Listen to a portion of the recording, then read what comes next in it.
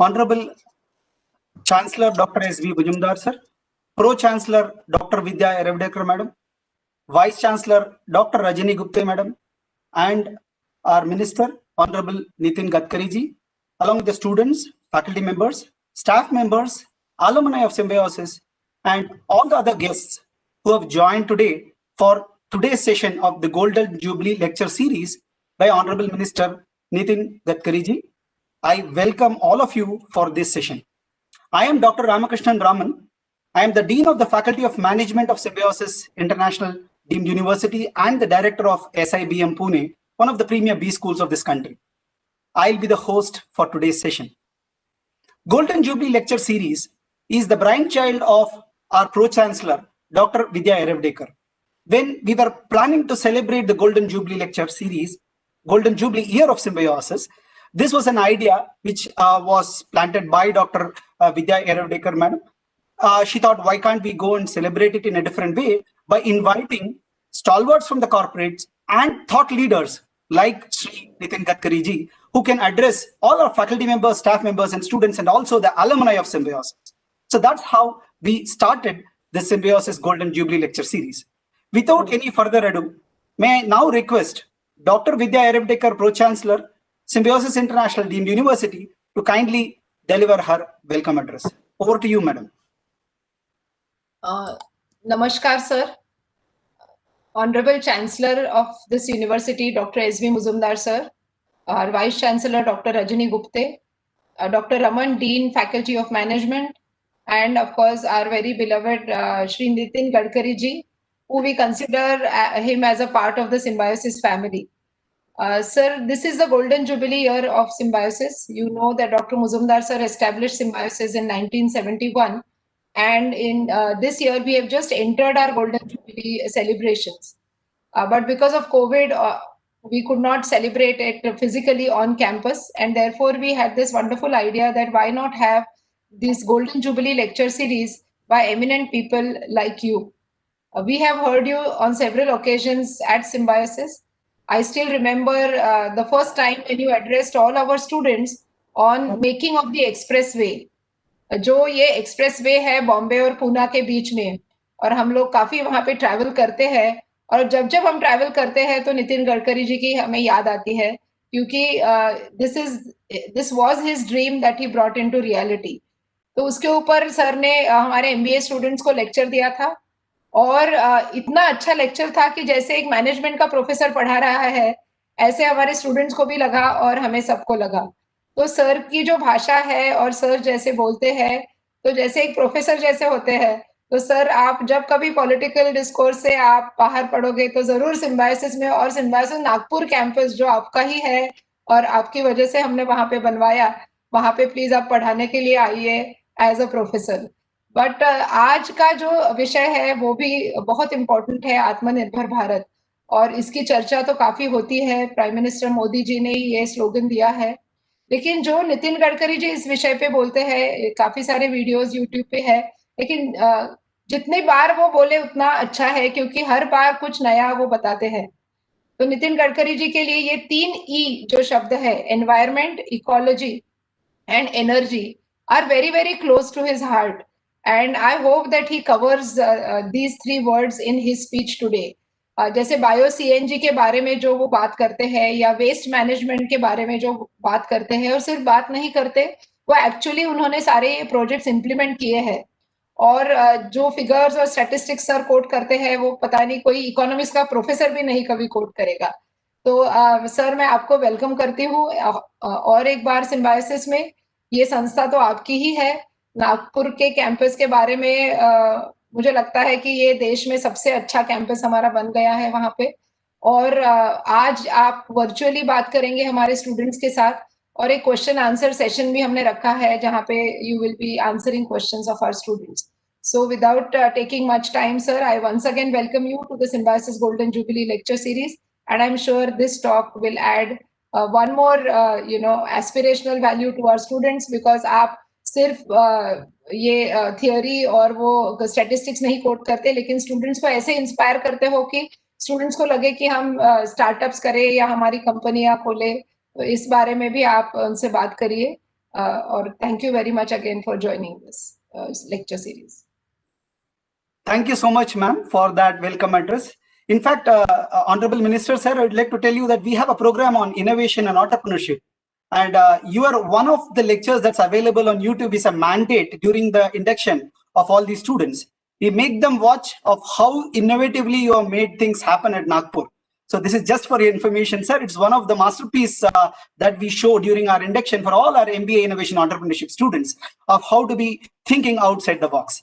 Well, without any further ado, let me now invite our Chancellor, Dr. S.B. Mujumdar, sir, the founder president of Symbiosis, and the visionary who created Symbiosis to address all of us. Over to you, sir. Namaste, Nitinji. I'm really thankful to you for sparing your time to address our students, faculty, and guests. Dr. Vidya, Dr. Gupte, Dr. Raman, faculty, and my dear students. Indeed, we are very happy and fortunate to have Nitinji with us today. For last 8 months, we have been almost locked down because of corona pandemic. And we have both good and bad experiences. And very often I feel that corona, or COVID-19 as we call it, is a destroyer and also a teacher. The other day I received a very interesting WhatsApp. And that WhatsApp says that Teacher of the Year Award goes to COVID-19, which means COVID-19 has also taught us so many good things. Now, what COVID-19 has taught us? COVID-19 has taught us what life is all about. Simplicity, spirituality, plus uncertainty. And therefore, I look upon crisis or calamity of pandemic and also an opportunity. And it is very coincidence, a very happy coincidence, that our Prime Minister, Narendra Modi ji, during Corona time, gave us one beautiful word which was not heard or known by many of us. At least I had not heard of that particular word. And that particular word is Atma Nirbharta. Atma Nirbhar, self-reliant, self-sufficient, independent. And then he started Atmanirbhar Abhiyan for our country. Now there are so many talks, so many debates going on this single word, which our Prime Minister gave it to all of us, Atmanirbhar. My point is, yes, the main aim of Atmanirbhar Abhiyan, and our Prime Minister told it repeatedly in all his lectures, is to make our country and citizens Atmanirbhar, self-reliant. Now, sometimes I feel that yes, country should become Atmanirbhar. Why not universities should also become Atmanirbhar, self-reliant, independent, and full of innovation, contributing knowledge not only to our country, but also to foreigners. And Nitinji, I'm really happy that Symbiosis International University is truly Atmanirbhar University in more than one sense. And therefore, I do feel that time has come for us to concentrate on positive aspects of pandemic. Pandemic has taught us many new things. Pandemic has given us new innovations. And therefore, we should look upon this particular aspect of Corona in greater details. And Atmanirbhar Bharat, Atmanirbhar Abhiyan is the outcome of Corona pandemic and which has happened good things in our country. Personally, I feel that universities have a big role to play as far as Atmanirbhar Abhiyan is concerned. Every university should not be dependent on anybody, and as Nitinji repeatedly tells in his speeches that any enterprise, if it is to succeed, if it is to be a successful enterprise, must not depend upon government for anything. And I'm really happy that Nitinji, our university, doesn't receive any grant from any government or governmental agency. So this is the beginning of Atmanirbharta as far as universities are concerned. Second, good Atmanirbhar university must also pay attention to quality education. Jobs must be created by the university. Third, good university must focus on internationalization. It must attract large number of international students, international faculty, good research, and ultimately the aim of good Atmanirbhar University should be global.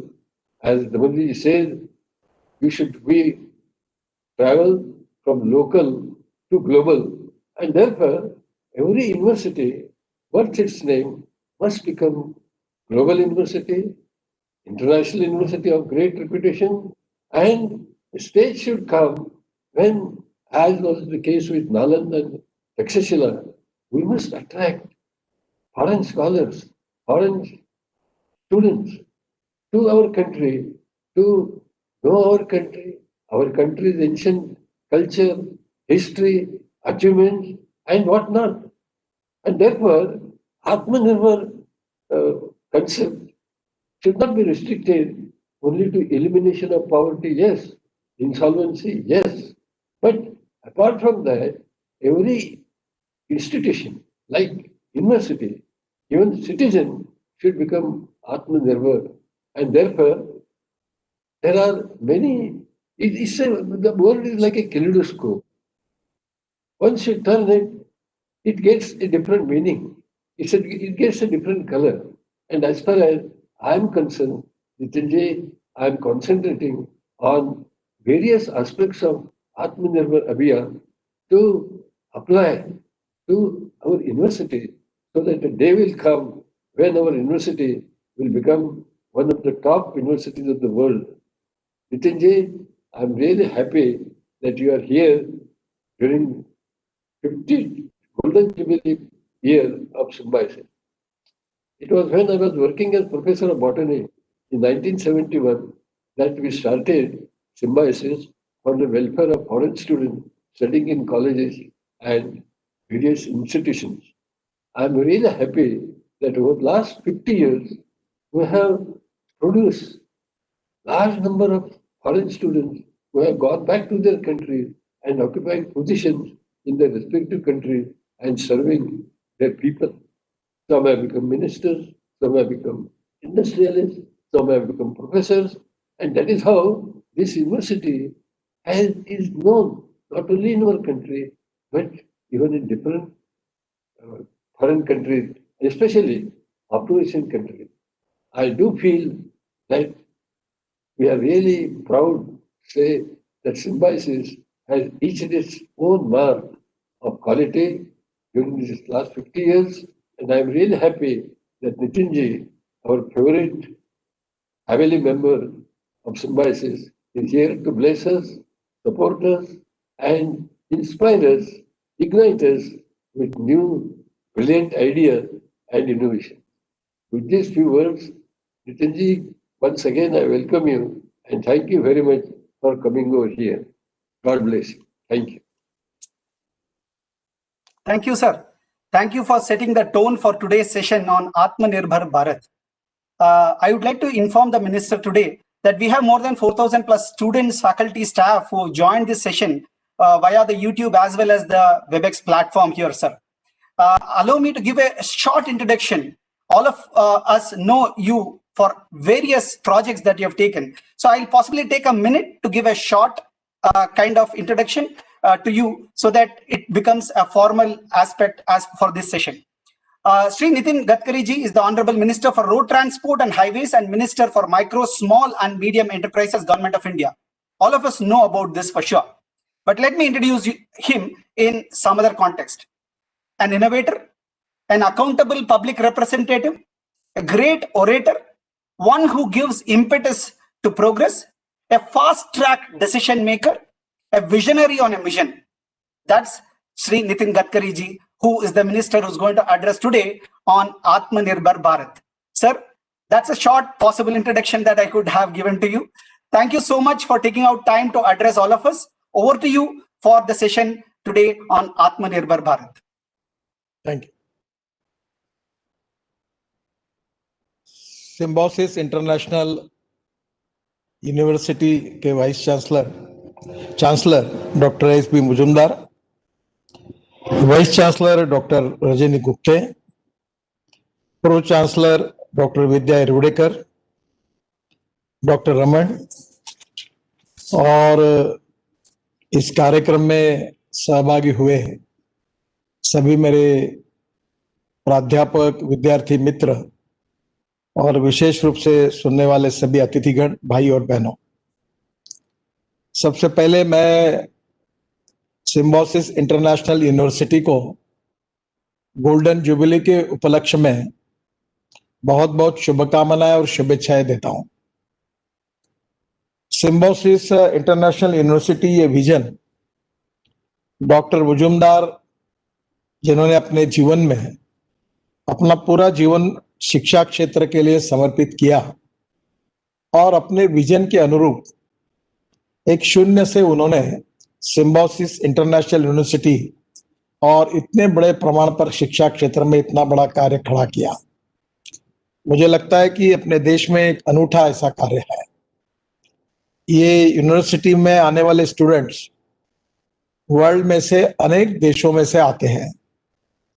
ये recognition university को जो मिला है और जो reputation university ने establish किया है, वो डॉक्टर मुजुमदार साहब की मेहनत, परिश्रम का सबसे बड़ा फल है। और इसलिए मैं हृदय से उनको अभिनंदन भी करता हूं, अभिवादन भी करता हूं और उनको शुभकामनाएं भी देता हूं। उनके साथ उनके परिवार में, शैक्षणिक परिवार में जो भी सभी प्राध्यापक, शिक्षक, वीसी है, विद्यार्थी है, बाकी लोग हैं, इनको भी मेरी बहुत बहुत शुभकामनाएं। सही में आत्मनिर्भर भारत की संकल्पना यानी सिम्बोसिस की सक्सेस स्टोरी, यही तो आत्मनिर्भर भारत की संकल्पना है। ना मुजुमदार साहब के पिता, ना उनके घर से उनको कोई प्रॉपर्टी मिली थी, जबकि वो कोल्हापुर जिले से एक छोटे परिवार से आए थे। उनके बैकग्राउंड में कोई कैपिटल नहीं था, कोई उद्योगपति, कोई माँ और बाप कोई बड़े धनवान है, ऐसी स्थिति नहीं थी। तो पुणे के कॉलेज में लेक्चरर करके वो नौकरी कर रहे थे। और नौकरी करने वालों की कितनी मर्यादा होती है आप सबको पता है, पर एप्रोप्रिएट विजन और इस क्षेत्र में कटिबद्धता, कमिटमेंट, इसका अच्छा उदाहरण उन्होंने प्रस्तुत किया। और आज उन्होंने इंटरनेशनल यूनिवर्सिटी, एक रेप्यूटेड, रिकॉग्नाइज पूरे देश में, वर्ल्ड में एस्टैब्लिश की। यही तो आत्मनिर्भरता है। नहीं तो सरकारी पैसे से यूनिवर्सिटी चलाना, ये तो चल ही रहा है। मैं हमारे एग्रीकल्चर कॉलेज के वीसीस को हर बार कॉलेज यूनिवर्सिटी को बताता हूं कि आपको सरकार ने 5-5, 6-6 हजार एकड़ जमीन दी है। आप उसमें से 500 एकड़ में सीड प्लॉट लगाइए, अच्छे सीड तैयार करिए, कुछ अच्छे प्लांट तैयार करिए और बेचिए, और उसमें से आपका तनख्वाह निकालिए। हमने आपको कैपिटल भी दिया, इंफ्रास्ट्रक्चर भी दिया, ऊपर से आपको ग्रांट भी चाहिए। तो आपकी इकोनॉमिक वायबिलिटी इतना सब देने के बाद अगर यूनिवर्सिटी में नहीं है तो आप क्या सिखाते हैं? तो कहीं ना कहीं ये प्रश्न चिन्ह खड़ा होता है कि इतने एसेट, इतना कैपिटल, इतनी मदद देने के बाद भी वो सेल्फ सफिशिएंट क्यों नहीं है? तो मुझे लगता है इसी में सभी बातों का विशेष रूप से अंतर्भाव हुआ है। और ये जो इस प्रकार की सक्सेस स्टोरी है, यही आत्मनिर्भर भारत बनाने के लिए उपयोगी होगी। जहां तक आत्मनिर्भर भारत की संकल्पना है जो प्रधानमंत्री जी ने बताई है, वो सुखी समृद्ध संपन्न शक्तिशाली भारत की संकल्पना है। कहीं महात्मा गांधी जी ने राम राज्य कहा था, तो राम राज्य एक आदर्श राज्य था और आदर्श राजा और आदर्श राज्य की संकल्पना को देकर उन्हें राम राज्य की कल्पना दी थी। हम महाराष्ट्र में छत्रपति शिवाजी महाराज को हमारा आदर्श मानते हैं और शिवशाही छत्रपति शिवाजी महाराज हमारे लिए आदर्श थे। आज भी हमारे जीवन में राजा कैसा होना चाहिए, हर चीज में उसके स्टैंडर्ड्स अगर हम जब सोचते हैं तो छत्रपति शिवाजी महाराज की याद करते हैं।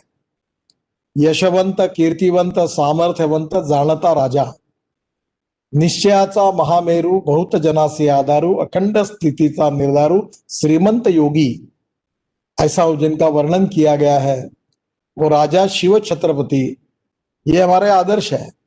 और ये सब राम राज्य से लेकर छत्रपति शिवाजी महाराज से लेकर महात्मा गांधी तक और लोकमान्य तिलक, स्वतंत्रवीर सावरकर तक हमारे देशभक्तों ने, समाज सुधारकों ने अपने सामने जो उद्दिष्ट रखा था वो सुखी समृद्ध संपन्न शक्तिशाली भारत का ही सपना रखा था। और अगर सबकी भावना जो थी, स्पिरिट था, वो एक ही था और आज वो ही स्पिरिट भारतीयों के मन में है और इसी स्पिरिट के आधार पर आत्मनिर्भर भारत की संकल्पना हमारे सामने रखी गई है। सबसे पहले मैं आपको ये कहूंगा कि आत्मनिर्भर भारत बनने के लिए क्या करना चाहिए और आत्मनिर्भर भारत बनाने के लिए हमारे देश में हमें किस दिशा से चलना चाहिए, इसका अंतर्मुख होकर विचार करके हमको नीति निर्धारण करना पड़ेगा। ये नीति निर्धारण केवल सरकार का नहीं होगा, ये समाज के सभी क्षेत्रों का होगा। एजुकेशन सेक्टर है, सोशल सेक्टर में जितने सेक्टर्स आते हैं वो सब सेक्टर, हेल्थ सेक्टर है, हर सेक्टर में हमको हमारा देश आगे ले जाना है और इसलिए हर सेक्टर की एक विजन बनाकर हमें काम करना होगा। मोटी तौर पर जो आर्थिक क्षेत्र है उसकी चर्चाएं होती है। हमारी देश की इकोनॉमी की भाषा में, हमारी इकोनॉमी की जब हम चर्चा करते हैं तो जीडीपी ग्रोथ में करते हैं। आज कोविड के कारण निश्चित रूप से हम अनेक समस्याओं का सामना कर रहे हैं, पर हमारे देश में जो जीडीपी आता है उस जीडीपी का अगर हिसाब लगाया जाएगा तो करीब 14 से 16% जीडीपी आता है एग्रीकल्चर से, एग्रीकल्चर एंड अलाइड सेक्टर से। ये कृषि क्षेत्र में हमारी टोटल पॉपुलेशन आज 65% डिपेंड करती है और 65% पॉपुलेशन का सकल उत्पादन में सहयोग 14 से 16% है। फिर दूसरा हमारा सेक्टर है मैन्युफैक्चरिंग सेक्टर। मैन्युफैक्चरिंग सेक्टर में हमारा 22 से 24% है, जिसमें हमारी इंडस्ट्री आती है, छोटे उद्योग आते हैं, एमएसएमई आती है, माइक्रो, स्मॉल स्केल, मीडियम, सभी प्रकार की मैन्युफैक्चरिंग जो यूनिट चलाते हैं वो इसमें आते हैं, जो 22 से 24% आते हैं। बाकी रहा है सर्विस सेक्टर, और सर्विस सेक्टर में आज जो परिस्थिति है उसमें 52 से 54% हमारा जीडीपी है। अब हमें अगर दुनिया में आगे होना है तो हमारी सबसे बड़ी महत्वपूर्ण आवश्यकता है कि हमें एग्रीकल्चर सेक्टर को, ग्रामीण और रूरल सेक्टर को कम से कम 30% तक ले जाना है। तब तक हमारी गरीबी, भुखमरी, बेरोजगारी ये कृषि और ग्रामीण क्षेत्र में बहुत ज्यादा है। आपको पता होगा कि 115 एस्पिरेंट डिस्ट्रिक्ट्स हैं जो सोशली, इकोनॉमिकली, एजुकेशनली बैकवर्ड है, जहाँ स्कूल नहीं है, कॉलेज नहीं है, रोजगार नहीं है, गरीबी है, भुखमरी है, बेरोजगारी है। ये सेक्टर कौन से है? अगर ये हमने आइडेंटिफाई किया तो इसमें एग्रीकल्चर सेक्टर है, ट्राइबल सेक्टर है और रूरल ग्रामीण क्षेत्र है, कृषि क्षेत्र है। तो पहली बात, 14 से 30% अगर जाना है तो हमें गांव के लोग शहरों में आने की समस्या जो है इसको निपटाना होगा। अब मुझे यह समझाने की आवश्यकता नहीं है कि आप बड़े बड़े शहरों से आए, आज पूना में क्या प्रॉब्लम्स है। आज पूना में काफी ग्रामीण क्षेत्र से लोग क्यों आ रहे हैं? क्योंकि पूना में रोजगार है। अगर यही रोजगार अगर कोल्हापुर, सांगली, सातारा जिले के तालुका प्लेस की जगह पर मिल जाएगा तो वहां के लड़के क्यों आएंगे? महाराष्ट्र के छोटे छोटे गांवों में रोजगार उपलब्ध होगा तो क्यों आएंगे? पर प्रॉब्लम ये हुआ है कि हमारे इंडस्ट्री का डिसेंट्रलाइजेशन होने के बजाय, विकेंद्रीकरण के बजाय केंद्रीकरण हुआ, और इसके कारण जो होता है वो पुणे ही आ रहा है। और फिर इसके कारण पुणे की नागरिक समस्याएं निर्माण हुई है। पुणे में अब आज देखिए कि एयर पोल्यूशन, वाटर पोल्यूशन की समस्या है, रेसिडेंशियल की समस्या है, ट्रैफिक जाम की समस्या है, अलग अलग प्रकार की समस्या हम उसका सामना कर रहे हैं। पर यही कृषि ग्रामीण क्षेत्र में अगर रोजगार होंगे, मैं इसका अच्छा उदाहरण देता हूं। नागपुर में मैं मुजुमदार साहब को मैंने रिक्वेस्ट की कि आपका सिम्बायोसिस इंस्टीट्यूट नागपुर में लाइए, क्योंकि विदर्भ से बड़े प्रमाण पर लोग शिक्षा लेने के लिए पुणे में आते थे। तो पुणे में इसलिए जाते थे कि जिस प्रकार का एजुकेशन उनको चाहिए था वो पुणे में मिल रहा था, इसलिए पुणे में जा रहे थे। अब उन्होंने देश का सबसे अच्छा कॉम्प्लेक्स नागपुर में खड़ा किया है, फैकल्टी भी अच्छी है। तो आज पुणे से और देश से भी लोग अब नागपुर आने के लिए तैयार हो रहे हैं। अब 10,000 लड़के वहां पढ़ रहे हैं। अब नागपुर के लड़कों को पुणे में जाने की आवश्यकता शिक्षा के लिए नहीं, यानी नागपुर शिक्षा के दृष्टि से आत्मनिर्भर बना। यही तो हमारी संकल्पना है कि हम लोग अगर ऐसे छोटे छोटे स्थानों को भी शक्तिशाली बनाएंगे, छोटे छोटे लोगों को शक्तिशाली बनाएंगे, छोटे छोटे गांवों को शक्तिशाली बनाएंगे, गांव गरीब मजदूर किसान को शक्तिशाली बनाएंगे, तो स्वाभाविक रूप से हमारा जो मिशन है वो पूरा होगा। और इसलिए हर क्षेत्र में विशेष रूप से हमारे ये प्रयास जो है, ये प्रयास यानी आत्मनिर्भर भारत की विजन है। और मुझे खुशी है इस बात की कि आज कृषि और ग्रामीण क्षेत्र में हमने बहुत अच्छे तरीके से काम शुरू किया है। पहला इसकी समस्या है कि पानी की। आज हमारे कृषि क्षेत्र में अगर इरिगेशन बढ़ता है, आपको पता होगा मैं कुछ दिन पहले वाटर रिसोर्सेस मिनिस्टर था, तो मैसार, टेम्बू, ये कभी होने वाले प्रकल्प नहीं थे जो पश्चिम महाराष्ट्र में थे। मैंने उसके लिए पैसा उपलब्ध कराने का काम किया, और आज मुझे खुशी है कि महाराष्ट्र में कम से कम ऐसे अनेक प्रकल्प थे जो 50% से ज्यादा उनका काम हुआ था और 8, 10, 15 साल से बंद पड़े थे। उन सब प्रकल्पों को मैंने पूरा करने के लिए पैसे दिए और भारत सरकार की ओर से कुछ कर्जा निकाल के दिए। आज वो प्रकल्प पूरे हुए। तो आज देखिए टेम्बू का और मैसाल का पानी सोलापुर जिले के दुष्काली क्षेत्र में वहां तक पहुंच गया, और वहां पानी पहुंचने का कितना आनंद है। जो आटपाड़ी है सांगली जिले में, और जहां अनेक गांव ऐसे कि जहां विशेष रूप से मार्च, अप्रैल, मई, जून तक तो पानी पीने के लिए नहीं मिलता था। अब आज पानी मिलेगा, तो पानी को, हमारे खेती को पानी मिलना चाहिए, पीने के लिए पानी मिलना चाहिए। और पानी जो मिला हुआ है वो केवल हम ड्रिप इरिगेशन के द्वारा देंगे तो खेती का उत्पादन 2.5 गुना बढ़ेगा, सीड अच्छे मिलेंगे तो उत्पादन बढ़ेगा, एक्सपेंडिचर कॉस्ट कम होगी और उसका प्रॉफिट होगा। तो कौन से क्रॉप लगाने चाहिए, क्रॉप पैटर्न कौन से लगाने चाहिए, एग्रो प्रोसेसिंग इंडस्ट्रीज कौन सी होनी चाहिए, हमारी सब्जियां एक्सपोर्ट कैसे हो सकती है, यानी कृषि और ग्रामीण क्षेत्र की एक विजन, ये बहुत बड़ी है। एक आत्मनिर्भर भारत, कृषि और ग्रामीण क्षेत्र, यही एक विषय अध्ययन का हो सकता है। और इसलिए water, power, transport and communication, ये 4 बातें जहां होगी वहां उद्योग जाते हैं, ये 4 बातें होगी वहां विकास होता है। और ये 4 बातें ग्रामीण और कृषि क्षेत्र में अगर हमने निर्माण की तो एकदम चित्र बदल जाएगा। मैंने अमेरिकन प्रेसिडेंट जॉन केनेडी का एक वाक्य मेरे ऑफिस में लिख कर रखा है। वो वाक्य बहुत सुंदर है। उन्होंने कहा था कि American roads are not good because America is rich, but America is rich because American roads are good. यानी रोड बनाने से प्रॉस्पेरिटी आती है। अभी मुंबई पुणे एक्सप्रेस हाईवे बना तो आप लोग पुणे में रहकर मुंबई में काम के लिए जाने लगे। अब मैं कभी कभी मुझे लगता है कि अब पुणे क्या इतना पॉपुलेशन बढ़ रहा है तो मैंने रोड बनाकर अच्छा किया कि बुरा किया। तो आज कैसा है कि आज हमको बैकवर्ड एरिया में रोड बनाने पड़ेंगे, नहीं तो जो आता है वो पुणे में जाता है, जो आता है वो मुंबई में जाता है। अब मुंबई और नई मुंबई बनी तो पुणे और न्यू पुणे क्यों नहीं बन सकता? क्यों नहीं पुणे के आजू बाजू के कुछ तालुका प्लेसेस को उठाकर उनको हम सैटेलाइट सिटी के में डेवलप कर सके? तो धीरे धीरे कृषि क्षेत्र में हमें काफी बड़े बदल करने हैं और कर रहे हैं। जैसे हमारे इंपोर्ट में ऐसी कौन सी चीजें जो हमारे कृषि क्षेत्र में हम लोग तैयार कर सकते हैं? उदाहरण के लिए हम petrol, diesel, crude oil import करते हैं 7 लाख करोड़ का। अब मैं इस पर लगातार काम कर रहा हूं कि इस देश के किसान इस देश के लिए पेट्रोल डीजल का पर्याय दे सकते हैं। धीरे धीरे अब लोगों को इसका विश्वास भी हो गया। मैं 12 साल से कह रहा था, पूना में शुगर फैक्ट्रीज है, वो शुगर बनाते हैं, शुगर बेच नहीं पाते, बैंकों का ब्याज भरते हैं, किसानों के पैसे नहीं दे सकते, शुगर सरप्लस, राइस सरप्लस, गेहूं सरप्लस। अब हमारे पास शुगर इतनी है कि पिछले साल हमने 60,000 टन शुगर हमने जो एक्सपोर्ट की, उसके लिए हमने 6,000 करोड़ रुपए का हमने सब्सिडी दी। यानी आज एक समझिए आपको कि हम 22 रुपए किलो इंटरनेशनल प्राइस है और हम उसके लिए 10 रुपए किलो सब्सिडी दे रहे कि आप बाहर जाके बेचो। आज गेहूं चावल की अवस्था यही है, हमारे पास पूरे वर्ल्ड को हम सप्लाई कर सकते इतना चावल है।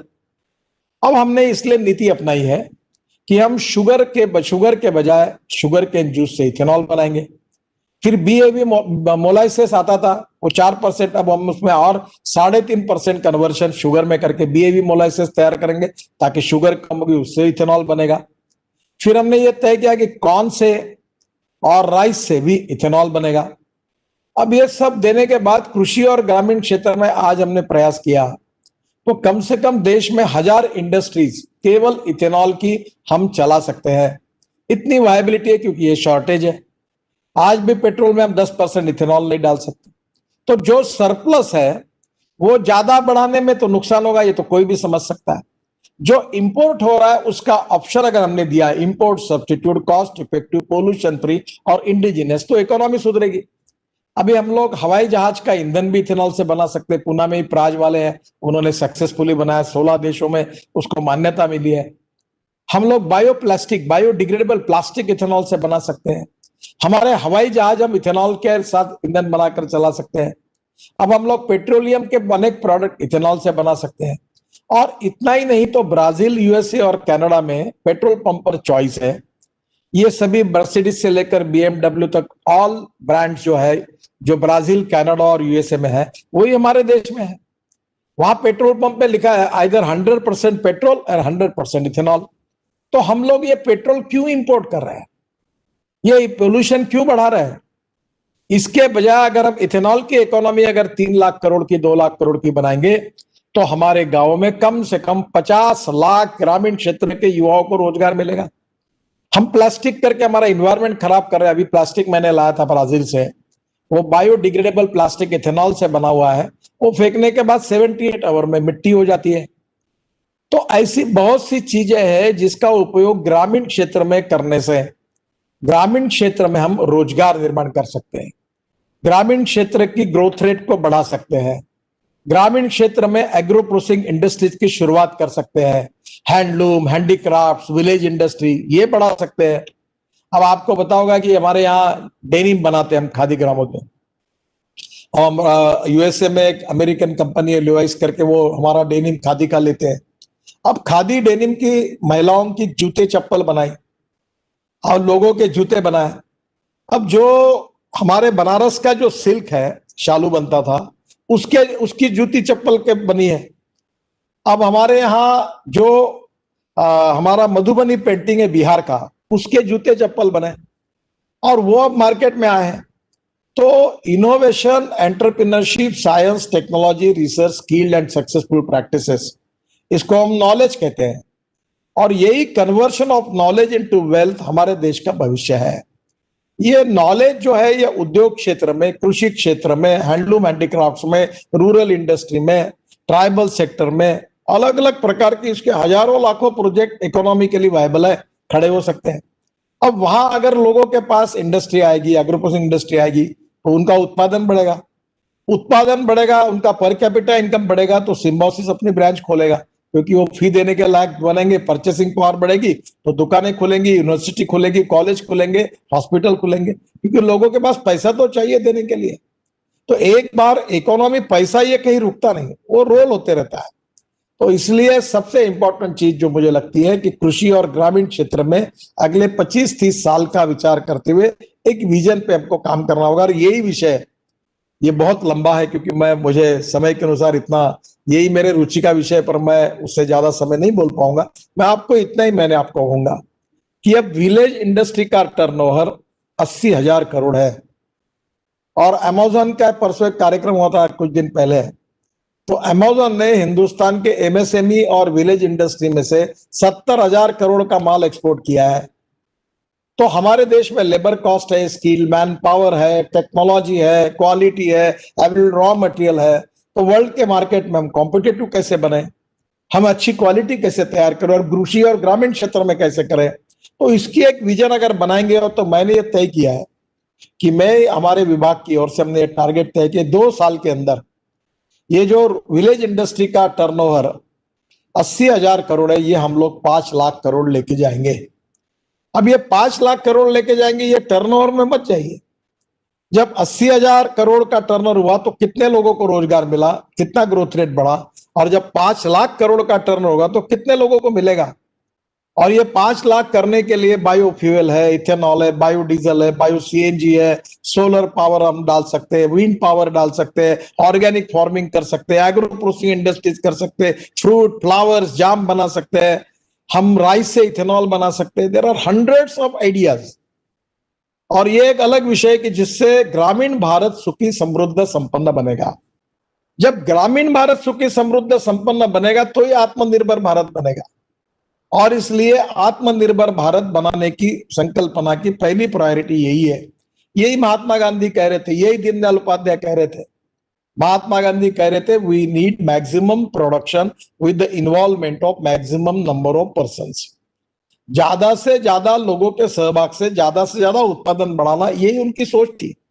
दीनदयाल उपाध्याय जी ने इसी बात पर कहा कि गांव में हम कैसे विकास करें, गांवों को सुखी समृद्ध संपन्न कैसे बनाए। प्रधानमंत्री आवास योजना में गांवों में घर बन जाएंगे, लोगों के पास पैसा आएगा तो वो घर खरीद सकेंगे, गांव में स्कूल बनेगी, गांव में अस्पताल बनेगा, फिर गांवों में मार्केट बनेंगे तो दुकानें आएगी तो इंडस्ट्री आएगी, तो एक दूसरे पे टैक्सी आएगी, तो बसेस आएगी, फिर रेलवे स्टेशन आएगा, फिर एयरपोर्ट आएगा।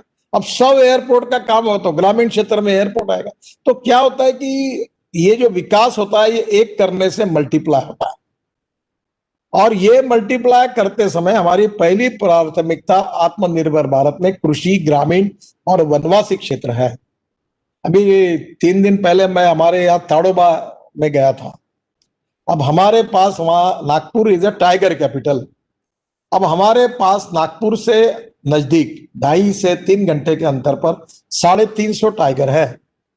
और आप टाइगर ऐसे गाड़ी में 5 फुट 10 फुट से देख सकते हैं। तो ये वर्ल्ड के लोगों के लिए आकर्षण है। पर वहां अभी गाड़ी है पेट्रोल डीजल की है, तो रिस्ट्रिक्शन किया है। अब लोगों ने रिसोर्ट बनाए तो गाड़ियां ही नहीं छोड़ते, तो इकोनॉमी कैसी होगी। तो मैंने कहा गाड़ी क्यों नहीं छोड़ते, तो उन्होंने कहा डीजल से पोल्यूशन होता है, गाड़ी की आवाजों से साउंड पोल्यूशन होता है। तो मैंने कहा अब इलेक्ट्रिक व्हीकल आई है, ना पोल्यूशन होगा ना आवाज होगा, और आप उनको अनुमति दो, लोग चुपचाप, लोगों को लगेगा आप बोलो भी मत, शांत रहो, कोई आवाज नहीं आएगा, कोई डिस्टर्ब नहीं होगा। और अगर आप 20 के बजाय अगर 50 गाड़ियां छोड़ोगे तो वहां के रिसोर्ट की संख्या 8 से बढ़कर 20 होगी। एक रिसोर्ट में 100 लोगों को काम मिलता है। फिर रिसोर्ट में सब्जी चाहिए तो बाजू से सब्जी उगाना शुरू हो जाएगा, फिर दूध चाहिए तो दूध होगा, अंडे चाहिए तो अंडे मिल जाएंगे। तो ट्राइबल एकदम डेवलप हो जाएगा क्षेत्र। तो टूरिज्म ऐसा सेक्टर है जिसमें 49% कैपिटल इन्वेस्टमेंट एम्प्लॉयमेंट पोटेंशियल के लिए खर्चा होती है। अभी मैं आपको एक ही उदाहरण बताऊंगा, टूरिज्म एंड रूरल डेवलपमेंट में हम ऐसे क्या कर सकते हैं। अभी मैं एक जोजिला करके टनल बना रहा हूं कारगिल के नीचे, और उस टनल की कीमत आई थी 11,000 करोड़। 3 बार टेंडर निकला और मुझे कहा गया कि अभी 11,000 करोड़ कीमत करनी पड़ेगी। मैंने कहा नहीं, मैंने सही करता, मैंने फाइल वापस कर दी। 1 साल हमारे अधिकारियों ने, हमने मेहनत की, टेक्नोलॉजी से लेकर टेक्निकल एंड फाइनेंशियल क्वालिफिकेशन तक। और आपको आश्चर्य होगा, अभी हमने कॉन्ट्रैक्ट अवार्ड किया, अच्छी कंपनी है मेघा इंजीनियरिंग करके, और हमने 5,000 करोड़ बचाए। 5,000 करोड़ एक काम पे। हमारा कॉन्ट्रैक्ट 11,000 करोड़ के बजाय वो काम हमने 5,000 करोड़ बचा कर किया। तो ये अभी अब उसमें मेरे मन में आइडिया आई कि ये जो कारगिल में मैं 19 किलोमीटर की आशिया की सबसे बड़ी टनल बना रहा हूं, और जहां 1-1 फीट आइस पड़ता है, लोग स्विट्जरलैंड जा रहे हैं, यूरोप जा रहे हैं, आपके प्रोफेसर्स विद्यार्थी जाते हैं तो स्विट्जरलैंड जा रहे हैं। अब स्विट्जरलैंड से अच्छी, डावोस से अच्छी जगह, मैंने हमारे गवर्नर को कहा जो लद्दाख और लेह के, उनको कहा कि सरकारी लैंड मुझे दे दो 10,000 हेक्टर, और मैं नया डावोस वर्ल्ड का एक नया हिल स्टेशन बनाता हूं। अब आपको लगेगा मेरे पास पैसे कहां से, मुझे नहीं बनाना है, मैं रोड बनाऊंगा। तो रोड बनाने के पहले जगह की कीमत होगी 50 रुपए स्क्वायर फुट, रोड बनाने के बाद हो जाएगी 500 रुपए स्क्वायर फुट। तो मैं 50 रुपए जमीन की कीमत है, तो उसमें 50 रुपए का इंफ्रास्ट्रक्चर बना दूंगा, drainage, water system, road, light fight. और रिसोर्ट वालों को, अब आपकी यूनिवर्सिटी बोलेगी तो मैं कहूंगा आप एक ट्रेनिंग सेंटर डाल दो, मैं आपको 10 एकड़ जगह देता हूं। अब वर्ल्ड में इतने सुंदर जगह पर ट्रेनिंग सेंटर डालने के लिए कब सभी लोग आएंगे, प्राइवेट कारपोरेट्स आएंगे, और मैं पूरे 10,000 हेक्टेयर जगह से एक टाउनशिप को बेच दूंगा। हिल स्टेशन भी बनेगा, लद्दाख लेह के लड़कों को रोजगार भी मिलेगा, ऊपर से वहां सुंदर लोग वर्ल्ड से आने लगेंगे तो एयरपोर्ट चलने लगेंगे, फिर सी प्लेन आएंगे, फिर हेलीकॉप्टर चलने लगेंगे, और मैं उसमें से एक 5-1 हजार करोड़ प्रॉफिट लेके फिर दूसरे हिल स्टेशन बनाने के लिए निकल जाऊंगा। मुझे कोई पैसा अपना नहीं डालना है। अभी मैं जब बात करता हूं ये जो आत्मनिर्भर भारत की, अभी एक आप कभी गोवा जाओगे तो जुआरी नदी है, और जुआरी नदी के ऊपर एक पुल बन रहा है, बहुत सुंदर पुल बन रहा है, अभी काफी काम उसका हुआ है। अब पुल के ऊपर मैंने कहा कि एक व्यूअर गैलरी बनाओ। आप एफएल टावर पे गए होंगे, अब एफएल टावर जैसा ही ऊंचा बनेगा, उसके दोनों बाजू में गोवा सरकार ने जगह दी है, वहां हम लोग एक बढ़िया road side amenities, restaurant, hotels, parking, फिर वो पुल के डिजाइन की जर्सी होगी, उसका लॉकेट होगा, फिर दुनिया भर की चीजें आपको तो पता है मार्केटिंग करने में। और फिर नाव में बैठकर लोग आएंगे पुल के नीचे में, और कैप्सूल लिफ्ट से ऊपर जाएंगे, और व्यूअर गैलरी से पूरा गोवा दिखेगा, और उसका टिकट होगा 1,000 रुपए। रोज गोवा में लाखों लोग आते हैं, हर आदमी आने वाला, इतना सुंदर स्पॉट बनेगा, तो मेरे को कम से कम 20-25 करोड़ रुपए तो आराम से उस सबका इनकम महीने का हो जाएगा। तो मैं 4,000 करोड़ ब्रिज पर खर्चा कर रहा हूं, तो 15 साल में मेरे पूरे पैसे वसूल हो जाएंगे। उधर टोल से भी पैसे आएंगे, और इधर ऊपर वाले जाएंगे उनसे भी पैसे आएंगे, लोग भी खुश, हम भी खुश, हमारा भी काम, उनका भी काम, किसी को नाराजी नहीं। उल्टे आए हुए लोग 1,000 रुपए खर्चा करके बोलेंगे ऊपर से हमने गोवा देखा, वो जाके दुनिया में बताएंगे कि हमने तो गोवा पूरा ऊपर से देखा व्यूअर गैलरी से। तो ये पैसे लगते नहीं इसमें, ये पैसे जो है ये प्रोडक्टिव इन्वेस्टमेंट है। और इसलिए आज अभी अपने कैबिनेट में एक नोट मंजूर किए हैं कि अब केवल इंफ्रास्ट्रक्चर में नहीं, तो सोशल सेक्टर में, यानी मेडिकल कॉलेज के लिए, यूनिवर्सिटी के लिए भी हम वायबिलिटी गैप के रूप में 40% तक पैसा देंगे। अभी फॉर एग्जांपल मणिपुर, त्रिपुरा, मेघालय में अगर सिम्बोसिस को यूनिवर्सिटी डालनी है, तो हम लोग कहेंगे पॉलिसी बनाएंगे, जैसे मैंने नागपुर में मुजुमदार साहब को दिया था कि मैं 90 से 100 करोड़ रुपए की हमारी जमीन है, ज्यादा ही है, 125-150 करोड़ की, और 150 करोड़ की जमीन हमने उनको 1 रुपए पे दी है टेंडर निकालकर। हमने 1 रुपए नहीं तो होता, इंक्रोचमेंट होती, झोपड़पट्टी होती, मैं नागपुर का सांसद हूं, मैं उसको रेगुलराइज कर देता, क्योंकि वोट चाहिए सबके। तो मैंने सिम्बोसिस को दिया, वहां 10,000 लड़के पढ़ रहे हैं। अब वो फैसिलिटी भी हो गई और लैंड एज ए इक्विटी के रूप में हमने दी, तो एक प्रकार से ये वायबिलिटी गैप को सपोर्ट किया, क्योंकि अपनी कमर्शियल रेट से जमीन लेकर यूनिवर्सिटी बनाना वायबल नहीं है। कोई मुजुमदार साहब अपने घर से पैसे नहीं डाल सकते। एक बात इतना करते, भाई 2 पैसे मुझे नहीं मिले तो एक बार चलेगा, पर जो पैसे उससे उतना होना चाहिए तो ही कोई डालेगा। तो आज ये हम सोशल सेक्टर में, मेडिकल कॉलेज के लिए, यूनिवर्सिटी के लिए भी, अब बाकी सभी बातों के लिए 40% वायबिलिटी गैप देने का निर्णय हमारा भारत सरकार के कैबिनेट में हुआ है। अब यह निर्णय सोशल सेक्टर के लिए भी लागू हुआ है, इंफ्रास्ट्रक्चर के लिए लागू हुआ है, एयरपोर्ट के लिए लागू हुआ है, ये वाटर पोर्ट्स के लिए रहा है, रिवर पोर्ट्स के लिए लागू हुआ है। जहां जहां इकोनॉमिक वायबिलिटी नहीं है, वहां अगर ऐसे प्रोजेक्ट खड़े होते हैं सोशल सेक्टर में, इंफ्रास्ट्रक्चर में, वो खड़े हो जाएंगे। अब पुणे का एयरपोर्ट वायबल है क्योंकि 200 प्लेन आते हैं, पर कल अगर हमने पुणे में नया एयरपोर्ट बनाने की बात कही, जो अभी सोच रहे हैं चाकण के पास, तो वो खड़ा करने में मुश्किल जाएगी। तो जो पोर्ट अगर 2,000 करोड़ का होगा, तो भारत सरकार ये कहेगी कि 2,000 करोड़ के पोर्ट के लिए मैक्सिमम 40% यानी 700 से 800 करोड़ रुपए हम आपको इक्विटी देंगे, हम आपको सपोर्ट करेंगे, ग्रांट यूनिट देंगे। तो 1200 करोड़ में प्रोजेक्ट होगा तो वायबल होगा। तो एयरपोर्ट, रेलवे स्टेशन, मेट्रो, अनेक चीजें ऐसी है। अभी मैं आपको जरूर कहूंगा कि नागपुर सिम्बोसिस को आप एक बार हमारे एक प्रोजेक्ट का स्टडी करने के लिए कहिए। मैं एक प्रोजेक्ट कर रहा हूं, पुणे में भी मेट्रो बन रही है, नागपुर में भी बन रही है, हमारे लोग अब पुणे में अच्छा काम कर रहे हैं। अब मैंने एक ब्रॉडगेज मेट्रो का कंसेप्ट लाया। अब ब्रॉडगेज मेट्रो का कंसेप्ट है, अमरावती, नागपुर से मेट्रो शुरू होगी, अमरावती जाएगी, अमरावती से नरखेड़ जाकर फिर नागपुर आएगी एक रूट, फिर नागपुर से चंद्रपुर जाएगी, चंद्रपुर से गोंदिया जाएगी, गोंदिया से नागपुर आएगी, फिर चंद्रपुर से निकलकर छिंदवाड़ा तक जाएगी, फिर नागपुर से निकल के रामटेक तक जाएगी, और फिर नागपुर से निकलते वड़सा जाएगी गढ़चिरौली जिले में। अब ये ब्रॉडगेज मेट्रो का देखो कैसे आप भी ऐसी आइडिया ढूंढ सकते हो। अब मेट्रो बनाने का खर्चा 350 करोड़ पर किलोमीटर है, और मैं ये जो ब्रॉडगेज मेट्रो शुरू कर रहा हूं इसका खर्चा कितना होगा? 5 करोड़ रुपए। अब आप बोलोगे ये कैसे आया? तो अभी ब्रॉडगेज मुंबई, कलकत्ता और दिल्ली मद्रास रेलवे लाइन तैयार, सिग्नल सिस्टम तैयार, स्टेशन तैयार, मुझे रोलिंग स्टॉक ही बनाना है। तो जो स्टैंडर्ड गेज का पुणे और नागपुर का जो मेट्रो बना है उसके बजाय मैं अभी ब्रॉड गेज का मेट्रो बना रहा हूं। फिर ये मेट्रो बनाने में अभी प्रोजेक्ट को तो मिला है, पहले तो नागपुर मेट्रो अब 5-7 रोलिंग स्टॉक खरीद रही है। मैंने एक नई आइडिया की, अब मैं यहाँ के विदर्भ इंडस्ट्रीज एसोसिएशन के साथ और मेट्रो के साथ एक कॉन्फ्रेंस ले रहा हूं, और मैं कह रहा हूं कि आप एक काम करिए कि मैं जैसे प्रसन्न ट्रैवल पुणे नागपुर चलती है, खुराना ट्रैवल चलती है, वैसे हमारे यहाँ कोई प्रसाद ट्रैवल, कोई अशोक ट्रैवल, उनकी मेट्रो होगी, और वो मेट्रो 8 डब्बे की या 7 डब्बे की ब्रॉडगेज की होगी, उस डबल डेकर होगी, उसमें AC first class chair car होगी, और नीचे में पूरी गाड़ी एसी होगी, मेट्रो से चकाचक, उसमें रेस्टोरेंट होगा, और उसके साथ एक डब्बा भी होगा अर्जेंट माल के लिए, दूध और फल सब्जियों के लिए, और उसकी स्पीड होगी 160 किलोमीटर प्रति घंटा। अब ये जो नागपुर से वर्धा आने के लिए आज 1.25 घंटा लगता है, ये 30 मिनट में हो जाएगा। नागपुर से चंद्रपुर 1.5 घंटे में हो जाएगा, नागपुर से अमरावती 1.5 घंटे में होगा। और एक स्टेशन पर ये गाड़ी ऐसी है टेक्नोलॉजी कि गाड़ी चालू होगी तो तुरंत स्पीड ले लेगी। अब मैं इसका मैन्युफैक्चरिंग भी विदर्भ में सिंधी करके जगह वहां खोलना चाहता हूं ज्वाइंट वेंचर में।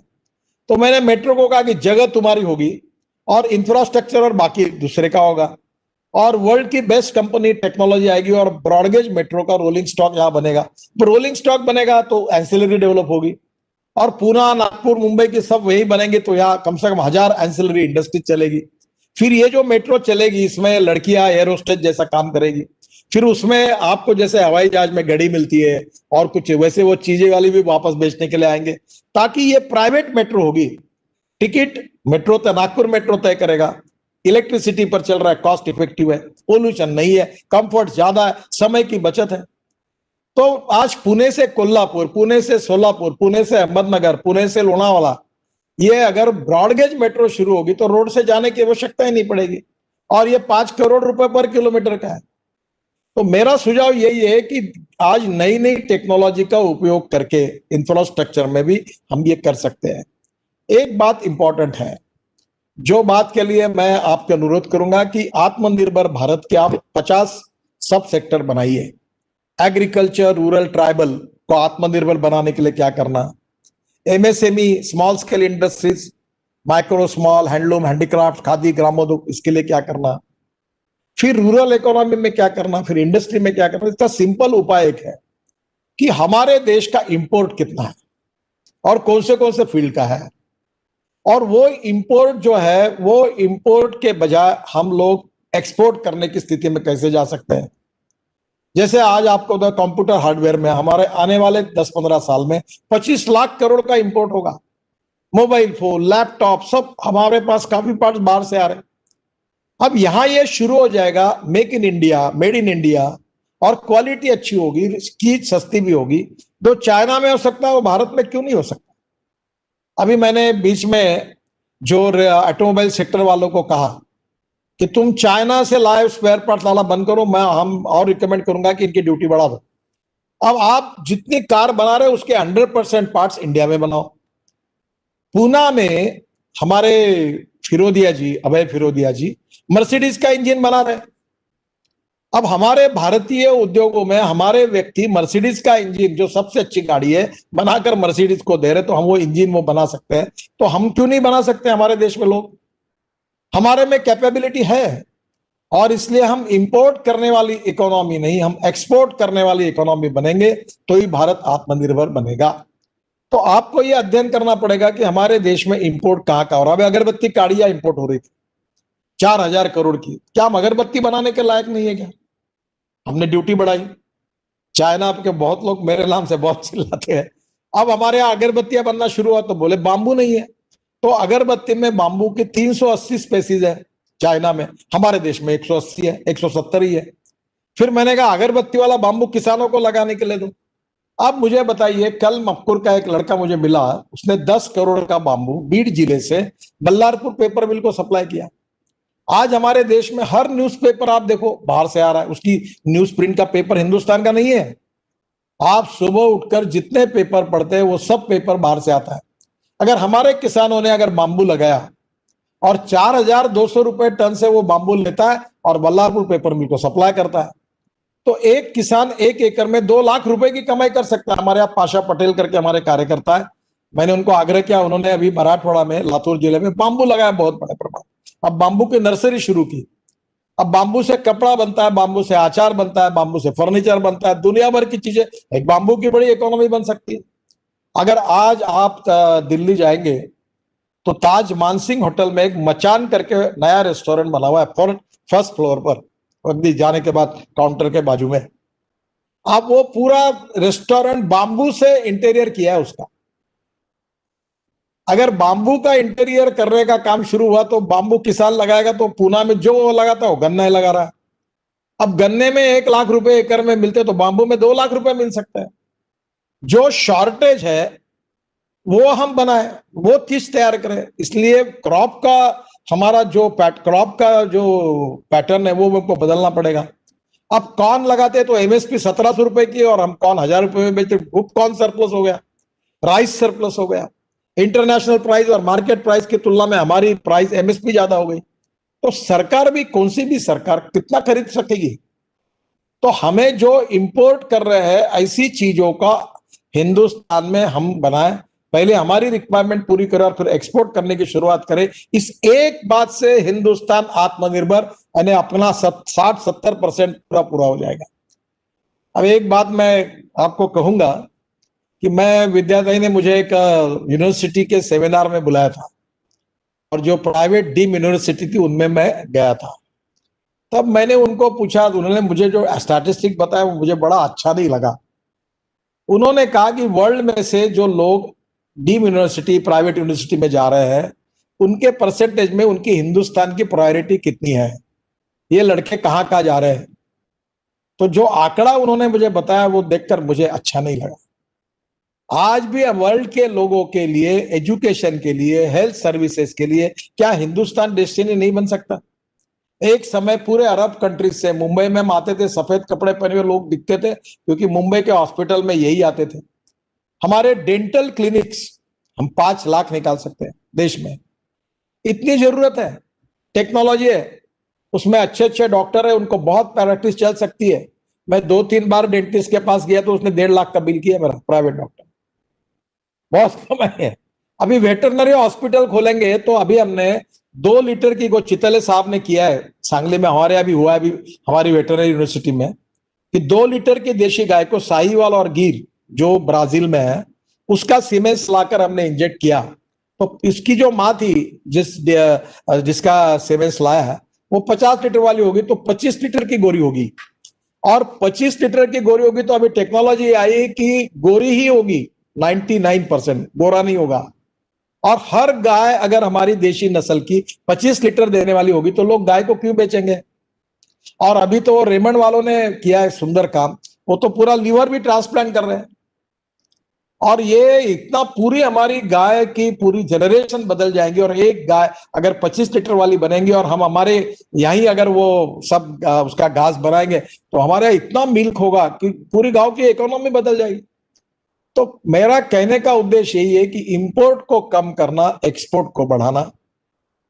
उद्योगों को जो माल तैयार कर रहे हैं उसमें 101% good quality, punctuality, delivery on time and good packaging, ताकि honesty and credibility is the biggest capital of 21st century. तो कॉस्ट इफेक्टिवनेस चाहिए, क्वालिटी चाहिए, without compromise with the quality. हमें लॉजिस्टिक कॉस्ट कम करनी पड़ेगी, लेबर कॉस्ट कम करनी पड़ेगी, पावर कॉस्ट कम करनी पड़ेगी, और चाइना से भी सस्ता हम दे सकते हैं, ये प्रूव करना होगा। हमारे पास जो जो स्ट्रेंथ और वीकनेसेस है हमको मालूम है। हमारे पास कॉटन अवेलेबल है, तो हमारे यहाँ, मैं कल एक फैक्ट्री में गया था, हमारे यहाँ हिंगनघाट में वी टेक्सटाइल करके है, तो वो पूरा माल बांग्लादेश भेज रहे थे। कपास हमारे यहाँ से लेते थे विदर्भ से, और उनका पूरा वो ग्रे क्लॉथ बनाकर पूरा बांग्लादेश, इटली, साउथ कोरिया जा रहा था। यही तो आत्मनिर्भर भारत की संकल्पना है कि इस हमारे गांव के किसानों का जो कपास है वो लेने वाला आदमी हमारे पास है, और वो उसको अगर बाहर भेजेगा तो हमारा वैल्यू एडिशन होगा, रोजगार मिलेगा, वहां 2-3 हजार लोगों को काम भी मिला है। तो हमें इंपोर्ट को कम करना है या खत्म करना है, और चाहे डिफेंस का हो, चाहे हमारे विशेष रूप से आज हमारी अलग अलग प्रकार की टेक्नोलॉजी डेवलप हो रही है, अलग अलग फील्ड में जा रहे हैं, स्पेस साइंस में, इलेक्ट्रिक कार में, मास रैपिड ट्रांसपोर्ट में, इंफ्रास्ट्रक्चर में। ये इतने बड़े प्रमाण पे इनोवेशन है, रिसर्च है, कि अगर हम उसको आत्मसात करते हैं तो हम हमारी इकोनॉमी को मजबूत बनाएंगे। क्या हम वर्ल्ड की नंबर 1 की इकोनॉमी बन सकते हैं? बिल्कुल बन सकते हैं। वर्ल्ड की सबसे ज्यादा young, talented, skilled engineering man power हमारे साथ है। वर्ल्ड में सबसे रिकॉग्नाइज सॉफ्टवेयर इंजीनियर्स भारत के हैं। वर्ल्ड में अच्छे डॉक्टर्स भारत के हैं। हमारे पास रॉ मटेरियल अवेलेबल है, और ये सब स्ट्रेंथ हमारी है। उसके साथ साथ हमारे वीकनेसेस है, उनको रिमूव करते हैं।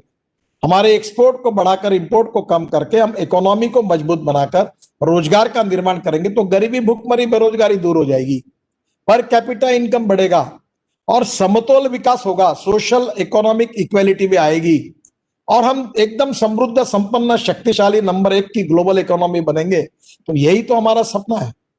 और इसमें आखिरी का मुद्दा एक ही कहूंगा कि इसमें नॉलेज इज द पावर, जो आप कर रहे हैं। और नॉलेज में अभी रोज उसके रेफरेंसेस बदल रहे हैं। नॉलेज इंटरनेट के कारण ओपन हो गया है।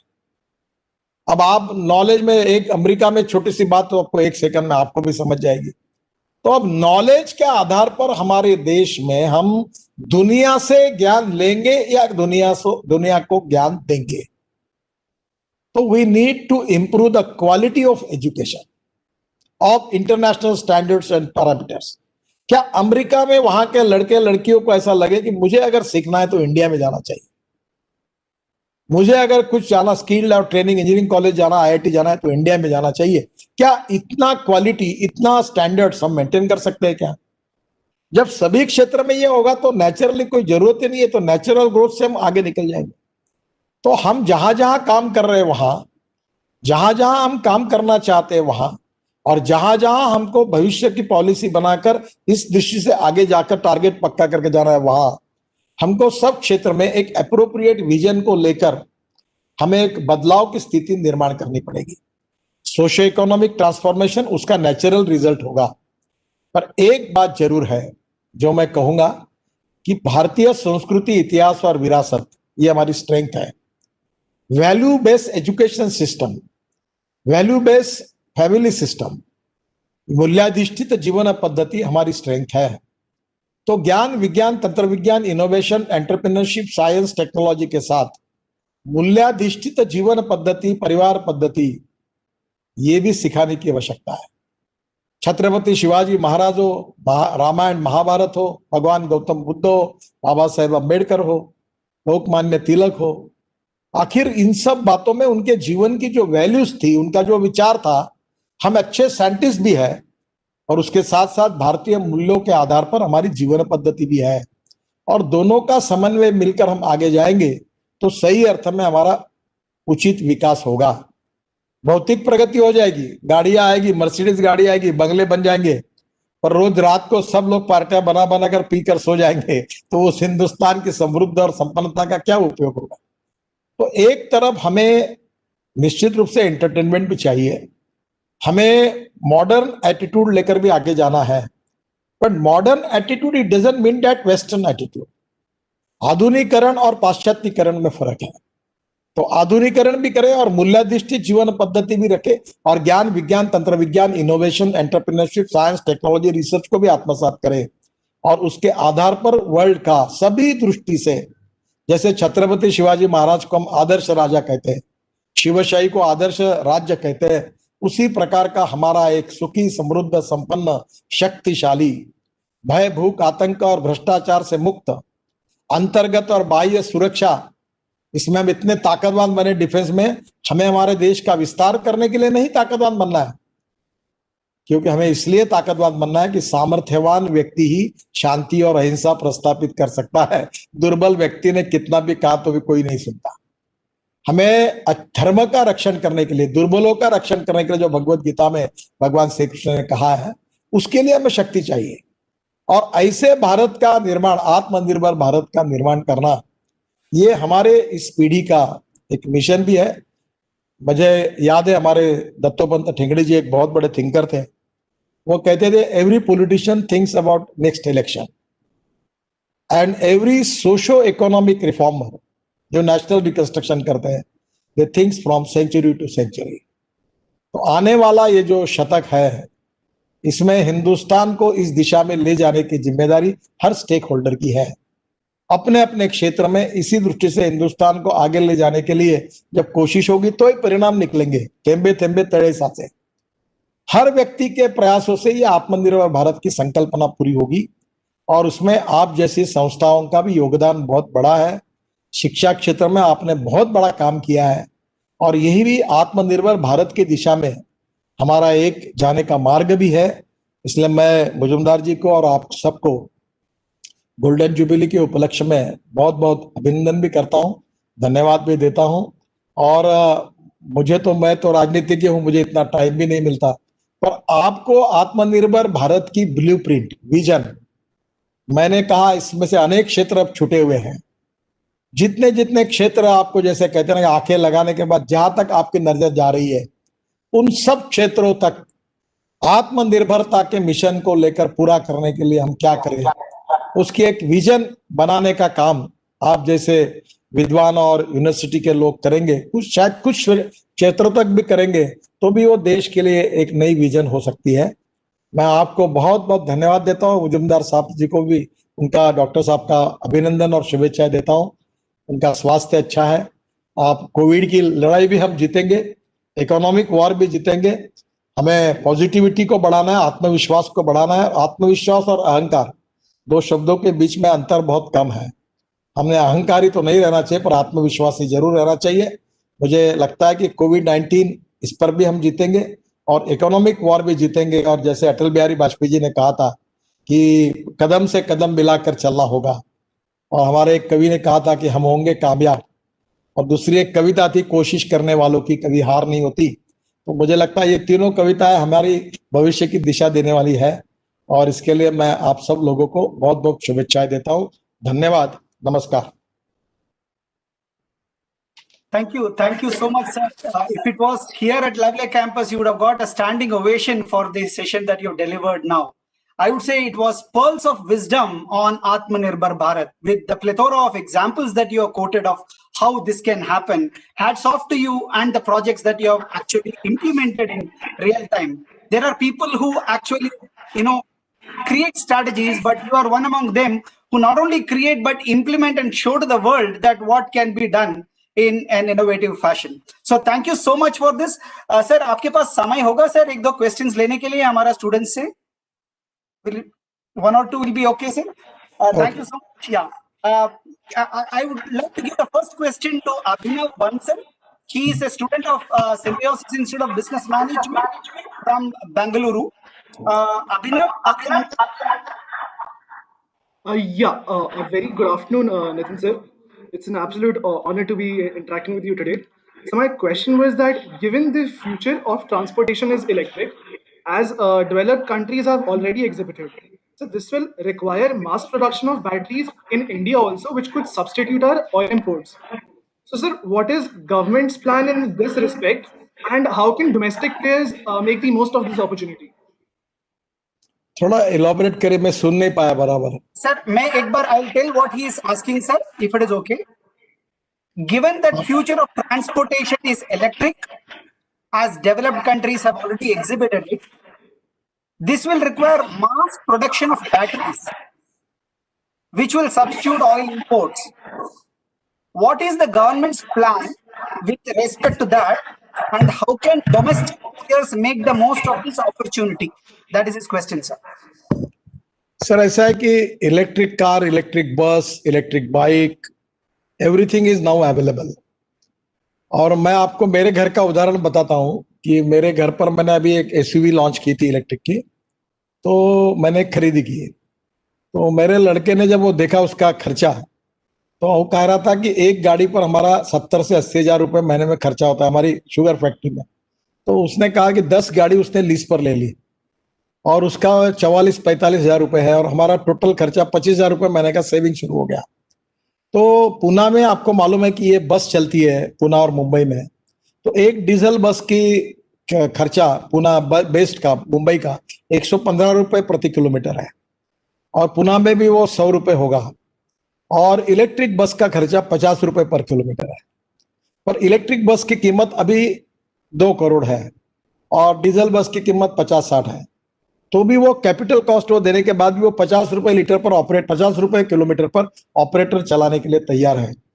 जैसे वॉल्यूम बढ़ेगा वैसे कीमत कम होगी, वो हो भी रही है. हमने जब शुरुआत की तब लिथियम आयन की बैटरी की जो कीमत थी और आज की, इसमें जमीन आसमान का फर्क पड़ा हुआ है.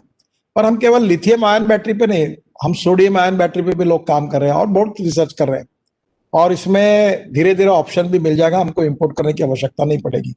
और ये मैंने किर्लोस्कर टोयोटो की गाड़ी हाइड्रोजन फ्यूल सेल पर चलाई दिल्ली में, मैंने खुद चलाई. अब हाइड्रोजन फ्यूल सेल भी हम इनकरेज कर रहे हैं, हम इथेनॉल को इनकरेज कर रहे हैं. अभी हम लोग rice straw, cotton straw, wheat straw, bagasse से बायो सीएनजी बना रहे हैं. तो बायो सीएनजी पे बसेस और ये चल सकती है जो पोल्यूशन फ्री है. अभी मैं नागपुर महानगर पालिका में मैं खुद प्रोजेक्ट कर रहा हूँ.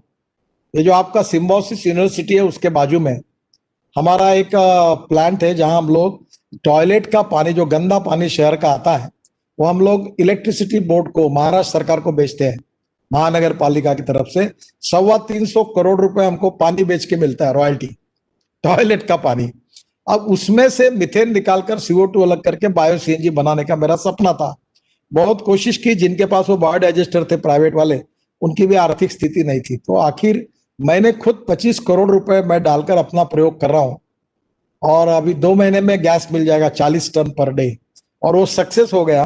तो पूरे देश में गंगा के ऊपर 150 प्रोजेक्ट है, बायोडाइजेस्टर पड़े हैं, तो बायो सीएनजी पर जाएगी. ये परली करके जो जलती है जिसके कारण दिल्ली में पोल्यूशन होता है, 5 टन परली से 1 टन बायो सीएनजी मिलता है.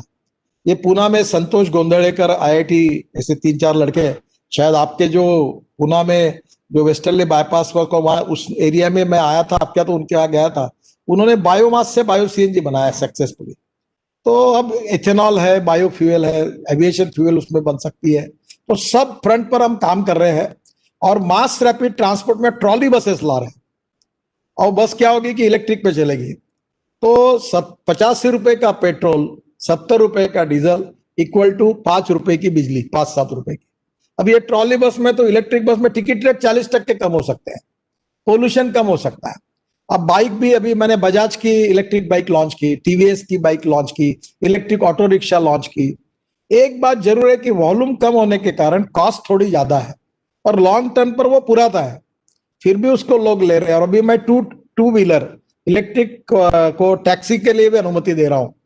तो धीरे धीरे इसमें काफी हो रहा है, और लोगों को कहने की जरूरत ही नहीं है. अगर सिम्बायोसिस में डिग्री लेने के बाद अच्छा करियर बनता है तो कोई मार्केटिंग करने की थोड़ी जरूरत होती है.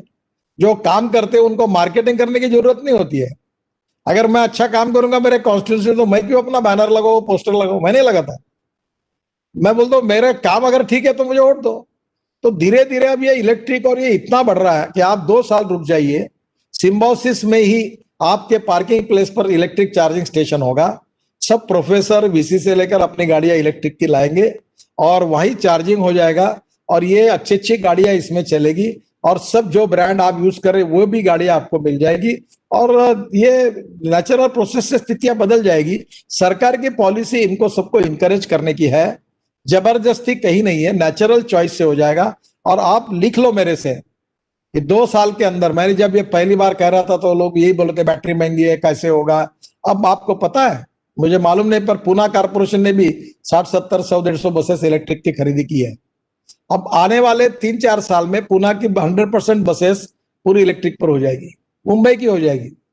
तो धीरे धीरे ये कहने की जरूरत नहीं, और जैसे वॉल्यूम बढ़ेगा वैसे होगा। और इंडियन साइंटिस्ट लड़के काम कर रहे हैं, हमारे रिसर्च वाले काम कर रहे हैं। पूरा में ARAI है, उन्होंने अच्छा काम किया है। हमारा एक CRT करके मेरे डिपार्टमेंट का वो भी इस पे काम करता है।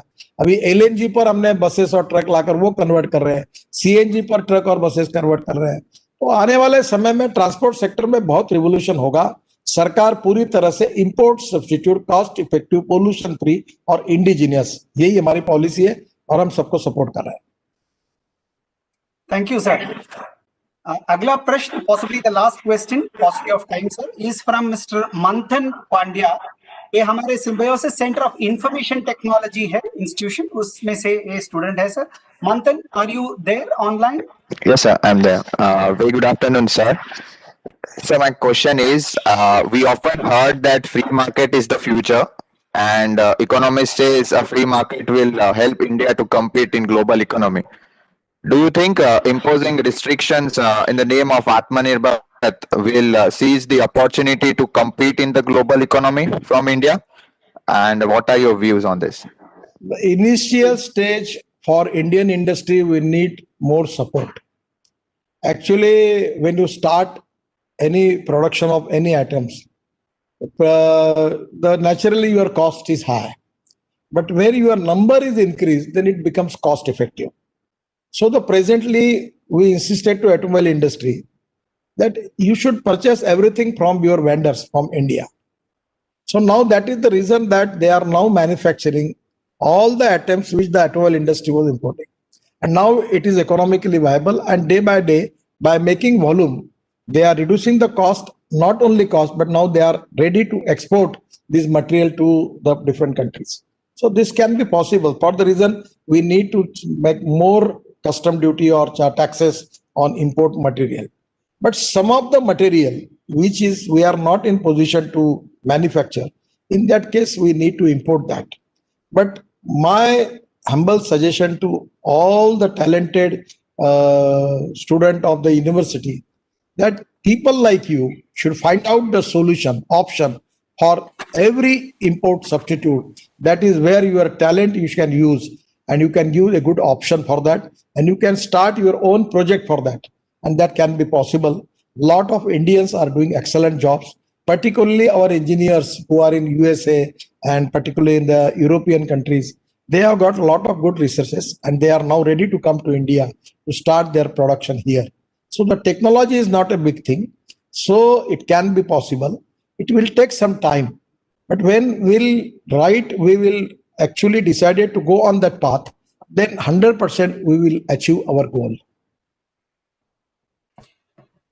Thank you, sir. Thank you so much for patiently answering.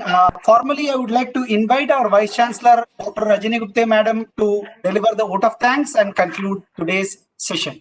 Madam, over to you. Thank you, Dr. Raman. Respected Dr. S.B. Muzumdar, the Chancellor of the Symbiosis International University and the founder of Symbiosis, our esteemed chief guest for the Golden Jubilee Lecture Series today, Shri Nitin Gadkari, Honorable Minister for Road Transport and Minister for MSMEs, Government of India, Dr. Vidya Eravdekar, Pro-Chancellor, Symbiosis International University, Dr. Raman, all the deans, directors, faculty, staff, alumni, and my dear students who are attending this session. Let me first express my very deep sense of gratitude to Shri Nitin Gadkari ji for his absolutely brilliant session on Atmanirbhar Bharat. Sir, every time I listen to you, I am mesmerized by your incredible command of facts and figures, and more importantly, by the scope of your vision, your farsightedness, and your ability to make everything seem possible. A very positive outlook, and indeed a tonic for the current gloomy times. Thank you so much. This is a topic that has really been in the news in the recent past, and the idea of self-reliance has been debated a lot. In fact, deglobalization has been a concern for many nations around the world. And it was very interesting to listen to your views on aligning the idea of self-reliance to reap the benefits of a globalized world. You spoke of a strong and resilient India, an idea propagated by Gandhiji and other leaders. You said that this was not to be driven by the government, but from the grassroots. You focused on agriculture sector, on the rural sector, which contributes 14 to 16% of the GDP, with around 65% of the population involved in it. And you said that you need to bring this 14% contribution to GDP to 30% in order to halt migration to cities and the consequent problems, create jobs in smaller towns and in villages, focusing on agro-processing and local arts. You spoke of government as a facilitator to provide water, power, roads, advisory services, and conducive export promotion policies. The examples that you gave of rice and sugar and biofuels to help import substitution really drove home the points so well. Every sector, we need to leverage this knowledge through innovation and technology. And in this context, you mentioned private broad gauge metro to connect towns. So to sum up, you spoke about export promotion as the focus and socio-economic transformation as the goal for Atmanirbhar Bharat. Thank you, Shri Gadkari ji, for so graciously spending time with our young students, answering their questions and motivating them. Thank you, Dr. Vidya ma'am, for inviting Mr. Gadkari ji. Thank you, Dr. Muzumdar sir, for your very gracious presence. Dr. Raman, the IT team, thank you for all the effort taken to ensure that the event is very seamless. Audience, thank you so much for your presence. And lastly, let me also thank Abhinav and Manthan Pandya for their questions. I'm sure there were very many more questions, and many of the students would be disappointed that they did not have a chance to speak to you. I'm sure we will have you back on our campus sometime, and we hope that you will then be able to answer all these questions of our students. Thank you so much, sir. I truly thank you from the bottom of my heart for this wonderful contribution to our Golden Jubilee lecture series. Thank you. Thank you. Thank you, ma'am. Thank you so much, sir. Your session was feast during the lunchtime. Thank you. We formally close the session now, and we'll see you soon at Pune campus. Thank you. Thank you, sir. Thank you, sir.